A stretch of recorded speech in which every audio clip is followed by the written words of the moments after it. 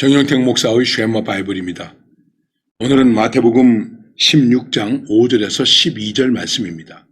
함께 부르실 찬송은 주의 말씀 받은 그날 285장이 되겠습니다. 제자들이 건너편으로 갈새 떡 가져가기를 잊었더니 예수께서 이르시되 삼가 바리새인과 사두개인들의 누룩을 주의하라 하시니 제자들이 서로 의논하여 이르되 우리가 떡을 가져오지 아니하였도다 하거늘 예수께서 아시고 이르시되 믿음이 작은 자들아 어찌 떡이 없으므로 서로 의논하느냐 너희가 아직도 깨닫지 못하느냐 떡 5개로 5,000명을 먹이고 주운 것이 몇 바구니며 떡 7개로 4,000명을 먹이고 주운 것이 몇 광주리이던 것을 기억하지 못하느냐 어찌 내 말한 것이 떡에 관함이 아닌 줄을 깨닫지 못하느냐 오직 바리새인과 사두개인들의 누룩을 주의하라 하시니 그제서야 제자들이 떡의 누룩이 아니요 바리새인과 사두개인들의 교훈을 삼가라고 말씀하신 줄을 깨달으니라. 우리가 어떤 문제가 있을 때에 그 문제에 대한 팩트가 있습니다. 소위 사실이 있다는 것이죠.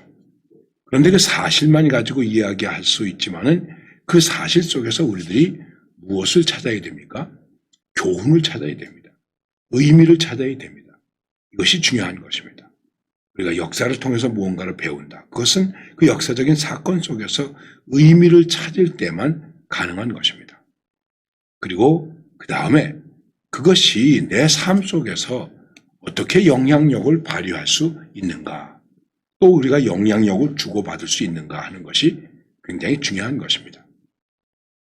자, 예수님께서 많은 기적을 행하셨습니다. 그리고 이제 제자들과 함께 다시 다른 곳으로 가게 되었는데 제자들이 떡 가져오는 것을 잃어버렸습니다. 그러니까 이제 음식을 장만해 가지고 와야 되는데 떡을 장만해 오지 못한 것 같습니다. 그랬더니 예수님께서 말씀하시기를 이렇게 말씀하셨습니다. 그들은 우리가 떡을 가져오지 못했네 그랬는데 예수님께서 바리새인과 사두개인들의 누룩을 주의하라. 예수님이 떡을 말씀하신 것이 아닙니다.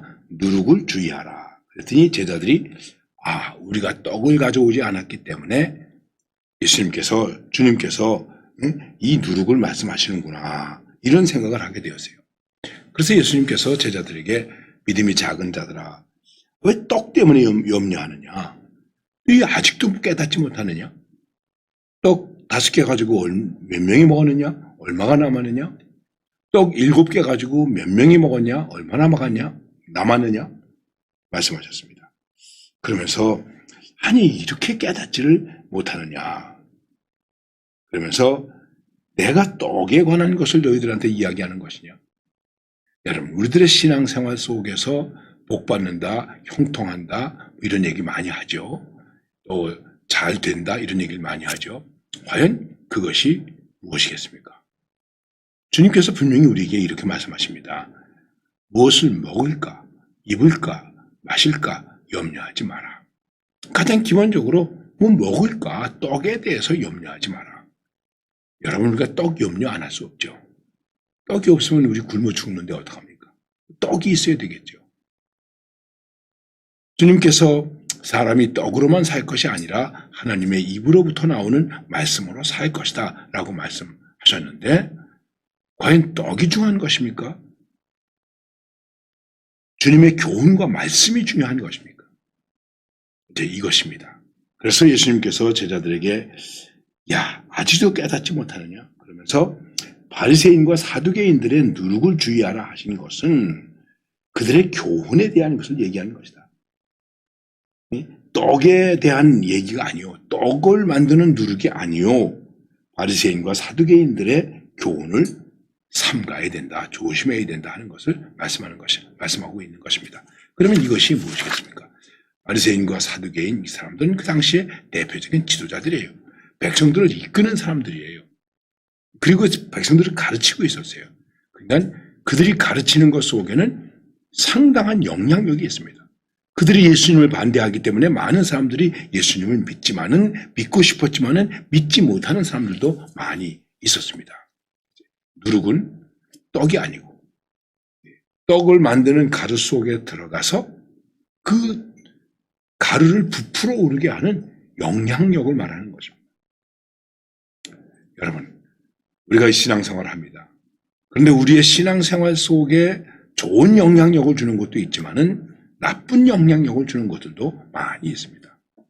그리고 사람들은 의외로 그 나쁜 영향력을 잘 받아들여요.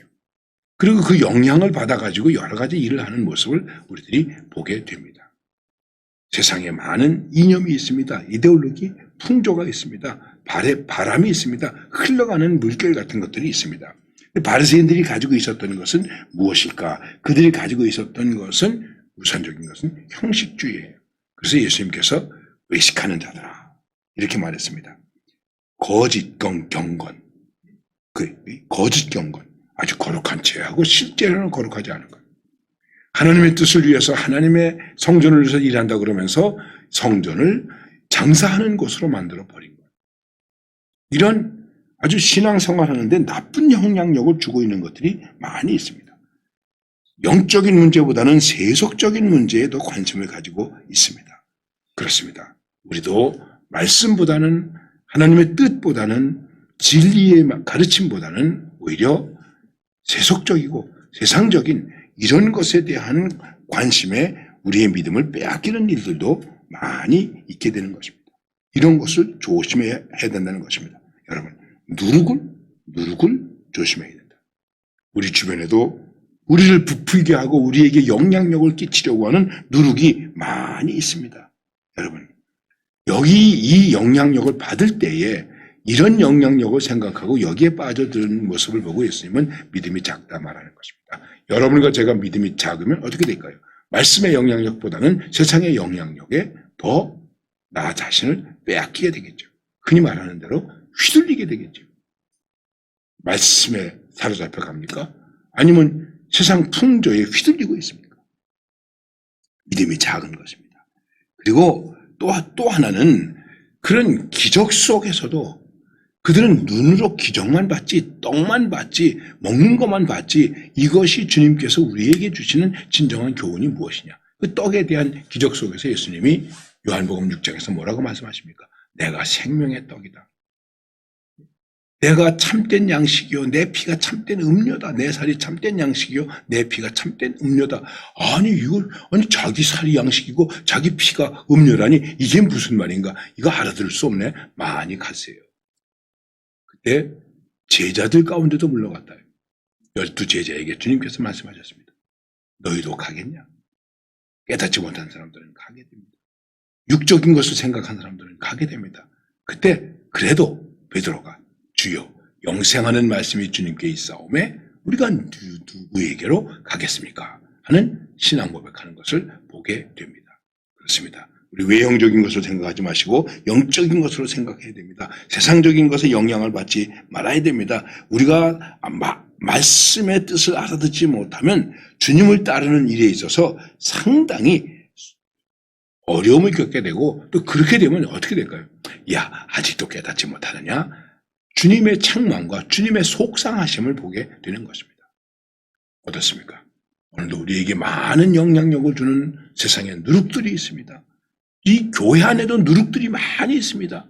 우리는 그것들을 조심하고 영생의 말씀, 주님의 말씀, 하나님의 입으로부터 나오는 말씀으로 살아가는 그러한 신앙의 담대함이 있어야 합니다.